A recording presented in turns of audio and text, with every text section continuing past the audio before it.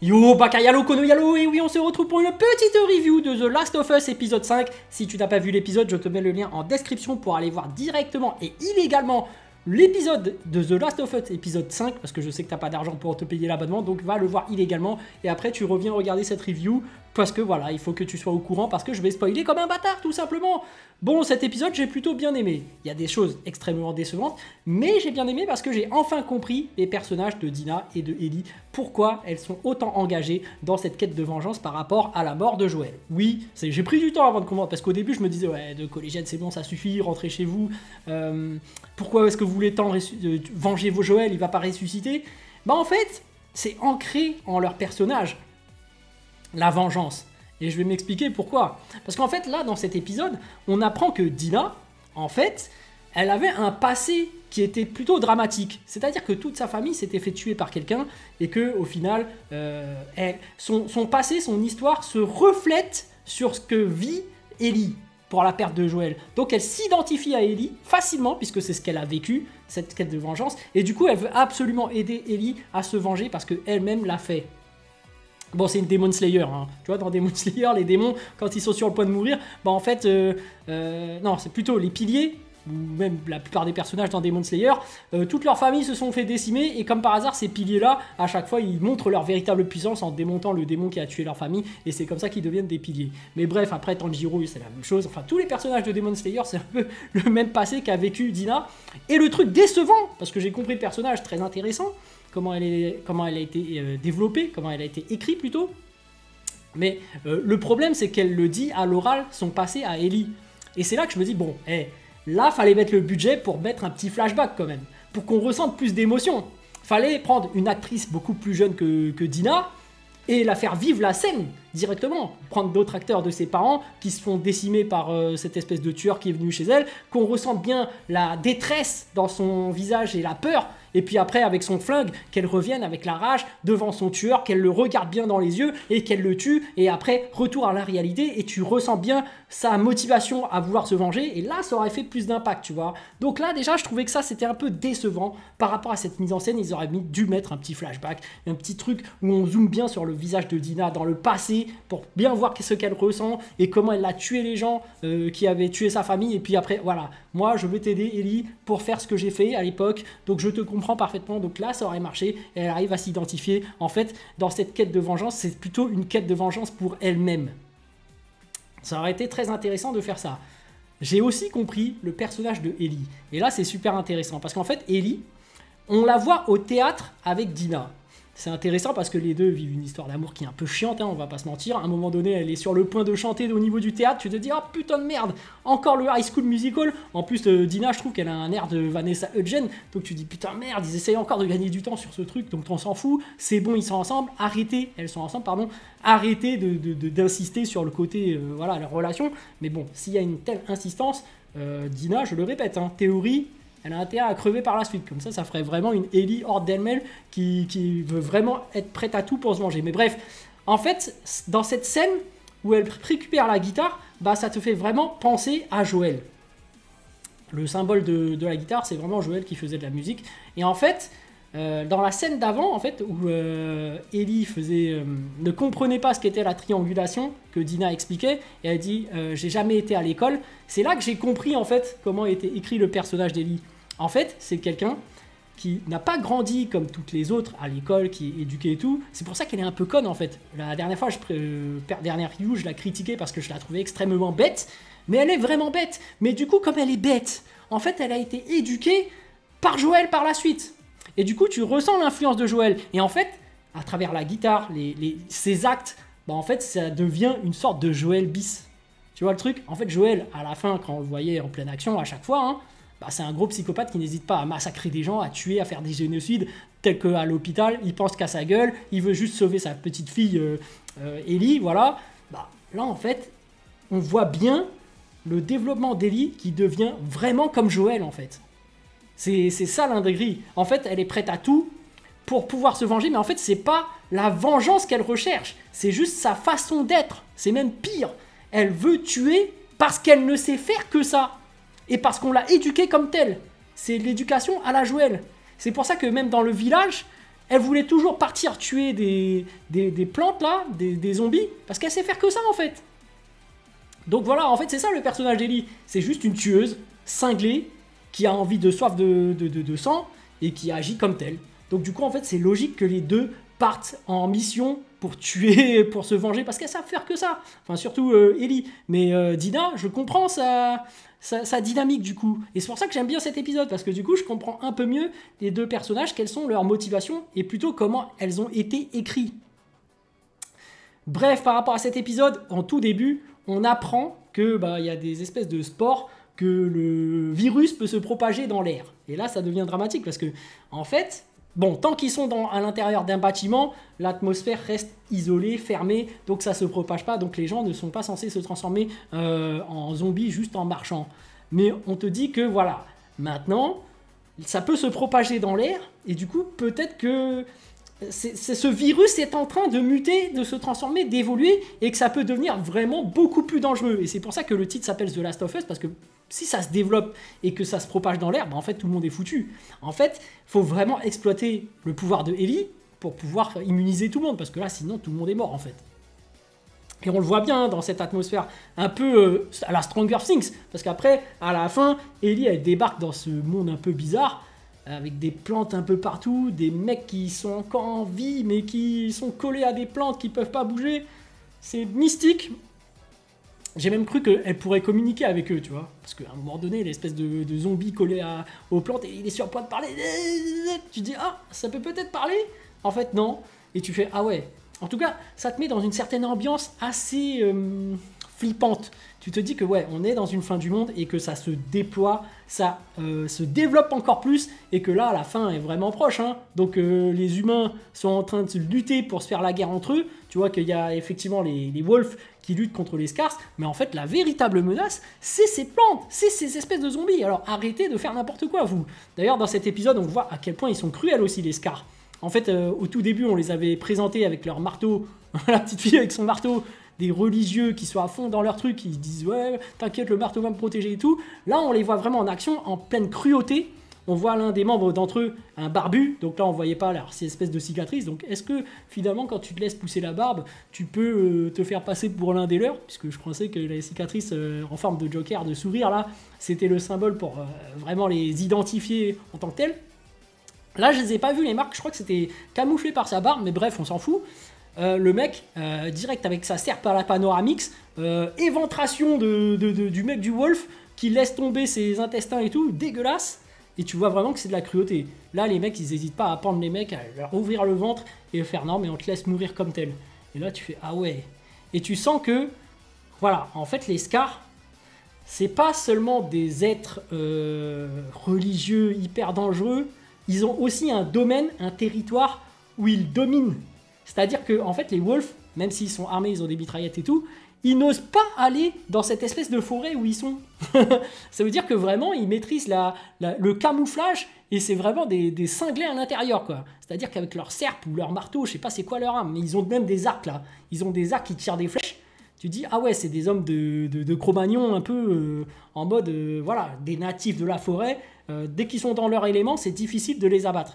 Même si tu as des armes, en fait, comme ils sont protégés par les arbres, bah en fait, ils ont le moyen de lutter, même contre les wolves. Et pourtant, les wolves, j'avais l'impression que c'était vraiment une grosse armée. Hein. Je me suis dit, ouais, bon, bah vous avez qu'à débarquer tous ensemble dans la forêt avec vos mitraillettes, mais c'est vrai qu'avec les camouflages, s'ils se mettent au-dessus des arbres et machin, avec les flèches, lancer de serpes, de marteaux ou je ne sais quoi, peut-être qu'ils peuvent arriver à neutraliser les lucioles, les wolves. Mais on se pose la question de combien ils sont, ces fameux scars. Voilà, moi je me dis, bon, deux clans, deux entités qui se font la guerre, pendant que deux filles essayent de se venger. Bon, heureusement qu'ils sont en train de se faire la guerre, parce que les deux, hein, normalement, ils ne sont pas censés aller loin. Bref, à un moment donné, Ellie et Dina se retrouvent confrontés à des zombies intelligents. Et là, je me suis dit, c'est cool, il y a des zombies intelligents, elles sont dans la merde, et c'est ça qu'on veut. La petite scène qui fait vraiment plaisir dans The Last of Us, cet épisode 5. Donc, elles se retrouvent vraiment au bout du rouleau, au bord du gouffre. Dina qui s'enferme, elle est sur le point de se faire tuer par ces espèces de zombies intelligents parce qu'ils sont en train de défoncer la grille, et Ellie qui est immunisée, mais malgré tout elle est en train de se faire déborder, en train de se faire dévorer par ces zombies intelligents, et je me dis merde, c'est vraiment les pires zombies qu'on puisse rencontrer ceux-là, parce que certes elles font leur baltringue là, ces espèces de zombies, un zombie pardon, donc bon, en plus elles ont l'air féminins, mais bref, sont intelligents, contournent, intelligence, rusée, arrivent à piéger les deux, et tout d'un coup il y a Jesse, l'asiatique, qui débarque, qui est le père de l'enfant que porte Dina, et c'est intéressant que ce soit lui qui vienne, parce que normalement, il va apprendre par la suite qu'il a un enfant. Et là, on va voir comment il va réagir. Est-ce qu'il va pas embarquer Dina de force pour rentrer, parce que quand même, c'est trop dangereux pour elle. Parce que là, elle est en train de faire la conne, hein. Faut dire les termes, c'est du suicide. Mais d'un autre côté, je comprends pourquoi, quelles sont ses motivations maintenant. Donc, bon. Bon, bref, on en vient à Jesse qui arrive, c'est abusé ça. Il arrive avec son fusil à pompe, il arrive à repousser les zombies intelligents. Je me dis non, c'est pas possible. Ils étaient en surnombre, hein, les zombies intelligents. Donc normalement, ils étaient censés se faire submerger. Mais on a vu que par la suite, en fait, Jesse se faisait poursuivre par les Wolves. Donc il y avait quand même une petite armée qui arrivait. Donc ok, on va dire que c'est l'arrivée des autres Wolves qui ont fait fuir les zombies intelligents, parce que ce sont quand même des baltringues au final, et qu'ils attaquent qu'en surnombre. Et là, dès qu'ils ont vu que plusieurs personnes arrivaient en mitraillette, ils se sont dit, bon, on arrête, c'est chaud. Mais pour moi, ce n'est pas l'arrivée de Jesse qui aurait fait peur aux zombies, mais c'est l'arrivée des Wolves, parce que le nombre est censé leur faire peur, parce qu'ils sont intelligents quand même, et ils savent que de base, ils étaient en surnombre. Mais bon, s'enfuient dans la forêt, ils voient la scène atroce, et finalement, ils sont amenés à se séparer. Et là, c'est un truc assez abusé que j'ai pas compris. Ellie, qui à un moment donné, il y a un garde avec un chien, ils font « Ah, il y a quelqu'un qui est passé par le trou. » Bon, on déduit qu'Ellie est passée par là. Et tout de suite, elle se retrouve face à l'autre meuf, là, qu'elle recherchait. Donc une pote de Abby qui s'appelle Nora. Normal. C'est bon, je retrouve mon ennemi, par hasard. T'es là dans l'hôpital, je te pointe mon gun du doigt, tu es pris à part dépourvu et hop, tu lèves les mains, tu es à ma merci. J'ai fait ah ah d'accord, on trouve les ennemis au hasard comme ça, ok. Qu'est-ce qu'elle faisait, pourquoi, comment, bon. On va partir du fait que en fait elle a été géolocalisée par Dina, parce qu'à un moment donné elle avait la radio, elle entendait toutes les conversations, donc elle a dû dire à Ellie que chaque personne était géolocalisée à tel endroit. Sauf qu'il n'y avait pas la géolocalisation de Abby. Ouais, je trouve des excuses pour le scénario, mais franchement là j'ai pas compris. Ellie qui arrive par hasard, hop, ici, boum, je tombe sur elle. Et hop, je vais lui soutirer des informations. Complètement abusé. Bon, c'est à ce moment-là qu'on voit qu'Ellie, elle est complètement tarée, et on voit le côté Joël en elle. Donc elle arrive, elle poursuit son ennemi qui arrive dans la zone où il y a des spores, où effectivement il y a le virus qui se propage dans l'air, donc elle est affectée, donc elle devient plus ou moins incapable de pouvoir lutter contre Ellie. Elle est à sa merci, elle est à quatre pattes, elle est limite allongée par terre, et il y a Ellie qui arrive prête à la torturer. Et là encore, il y a quelque chose de décevant. C'est-à-dire que Ellie, elle prend sa barre de fer, et elle arrive, elle tape sur Nora pour essayer de la faire parler. Et là, je me suis dit, t'abuses. Ce que tu aurais dû faire d'un point de vue mise en scène, scénario, t'aurais dû faire pareil que Abby pour Joël. C'est-à-dire que t'aurais dû commencer par niquer sa jambe, et après la torturer par la jambe, et pour dire, regarde ce que t'as fait à Joël. Tu vas subir le même sort si tu parles pas. Tu vois, t'aurais dû faire un petit truc comme ça, un petit... Parce que là, c'était mal foutu, je trouvais. Elle était avec son bâton, bing, bing. C'était pas ouf, en fait. Tu vois, moi, j'ai des idées tordues. Mais c'est comme ça qu'il fallait faire. Parce qu'il y aurait un petit paralléliste. On se serait dit, ah, ok, là, on ressent la rage qu'elle a. Il y a le parallèle par rapport à Joël. Là, en fait, on ne ressent pas vraiment la véritable colère de Ellie. Mais pourtant, il y a quand même eu un petit effort à ce niveau-là, quand même. Parce que tu as eu ces petites lumières rouges qui reflètent un peu sa colère. Il y a eu son jeu d'actrice qui était quand même pas mal. Mais en fait, par rapport à la mise en scène, peut mieux faire. Par rapport au scénario, peut mieux faire. Après, la fin de cet épisode était un peu pourri. Hein. Faut dire ce qui est. En fait, ils auraient dû s'arrêter là. Mais non, ils nous ont sorti un flashback. Où voilà, on retourne dans la ville de Jackson. Et là, en fait, on a Ellie qui parle avec Joël. Pourquoi ils ont coupé à ce moment-là? Quel était le lien par rapport à la scène avant? Est-ce qu'ils vont retourner à ce moment-là. Parce qu'en fait, dans la scène de torture, c'est à ce moment-là que Nora dévoile à Ellie comment est-ce que Joel a tué toutes les personnes de l'hôpital et pourquoi on s'est vengé. Et ça, en fait, Ellie semble pas affectée par l'information et semble même déjà au courant. Et c'est là que c'est intéressant aussi de savoir comment elle va réagir par la suite. Parce que c'est vrai que sur le feu de l'action, elle a fait genre, je m'en fous. Elle a dit, je veux juste savoir où est Abby pour me venger. Et comme je l'ai dit, vu qu'elle a grandi avec l'éducation à la Joël, elle ne sait faire que tuer. Donc quoi qu'il arrive, elle va aller jusqu'au bout pour aller tuer l'autre parce que c'est tout ce qu'elle sait faire. Mais c'est vrai qu'on se rappelle que dans la fin de la saison 1, c'était ambigu dans le fait qu'on ne savait pas si elle était au courant ou pas. C'est-à-dire que, tout juste à la fin, en plus, elle disait à Joël, mais comment t'as fait pour me sauver? Et Joël, il était resté sans mots. Il a dit, il est resté bouche bée, et ça laissait le doute à Ellie. Et elle disait, ouais, t'as pas intérêt à me mentir sur ce que t'as fait. Et en fait, on se rappelle que Joël avait menti. Joël n'avait rien dit, non, t'inquiète, il s'est rien passé, on t'a sauvé, c'est juste ça. Donc en fait, il y aura une phase de réalisation où Ellie est censée comprendre que en fait Joël lui a menti. Donc peut-être que ce flashback est fait pour ça, dans le sens où en fait Joël va peut-être s'expliquer dans le flashback et lui dire non mais en fait t'inquiète, on t'a juste sauvé, il n'y a pas eu de meurtre, j'ai négocié, il va sortir des âneries et elle va y croire que ça s'est fait paisiblement et en fait là elle va comprendre qu'en fait le vrai meurtrier génocidaire de tout ça c'était Joël.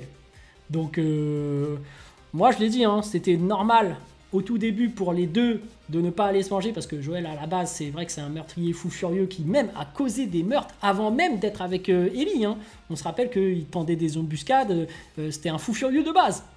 Mais en fait dans cet épisode je comprends mieux hein, comment sont écrits les deux personnages de Ellie et Dina. Parce que Ellie c'est exactement une nouvelle Joël quoi. Et là on le voit vraiment dans cet épisode, elle devient le remplaçant de Joël, clairement. Ça devient vraiment le personnage fou furieux qui tue et qui ne sait faire que tuer et qui est égoïste et qui va penser qu'à sa survie. Si ce qui est intéressant, Dina arrive à accoucher d'un enfant, peut-être que Ellie va reproduire la même éducation de Joël à cet enfant. Mais bon, après, ce n'est pas vraiment son enfant, hein, je le rappelle.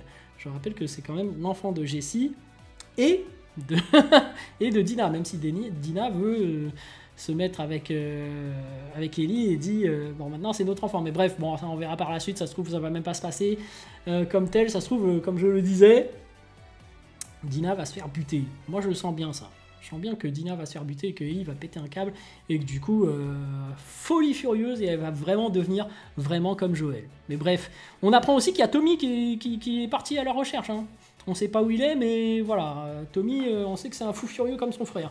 Donc voilà, on va voir ce qui va se passer par la suite. Mais voilà, je reprends un peu goût à The Last of Us. Je trouve que ça devient plus intéressant maintenant que je comprends mieux les personnages. Mais ça manque quand même d'enjeu. Et pourtant, on sent que l'enjeu commence à venir. Parce que avec les sports, avec le fait que le virus commence peut-être à se propager dans les airs, va falloir peut-être trouver une solution par rapport à Ellie. Pour essayer d'immuniser un peu tout le monde, soit exploiter son sang, peut-être, bon, elle est lesbienne, mais peut-être qu'il y a des gens qui vont la forcer à devoir faire l'amour avec un homme pour pouvoir accoucher d'un enfant qui sera également immunisé peut-être. Il y aura peut-être un délire comme ça, je sais pas, j'ai pas joué aux jeux vidéo, mais voilà, j'attends de voir la suite, c'est intéressant. Je trouve qu'il y a quand même un peu plus d'enjeux, mais bon, après, la quête principale, le fil rouge de cette saison 2, c'est quand même de tuer Abby, que je trouve vraiment sans intérêt. Hein. Qu'est-ce que ça va nous apporter de tuer Abby pour la suite de ce monde? Qu'est-ce que ça rapporte le fait de tuer Abby, quoi? Est-ce que ça va faire que les zombies vont disparaître? Est-ce qu'on va résolutionner le problème du virus? Non. Enfin bref, voilà. Sur ce, les amis, je vous dis donc à plus en bus, ou plutôt à plus tard dans le car, ou plutôt à bientôt dans le bateau.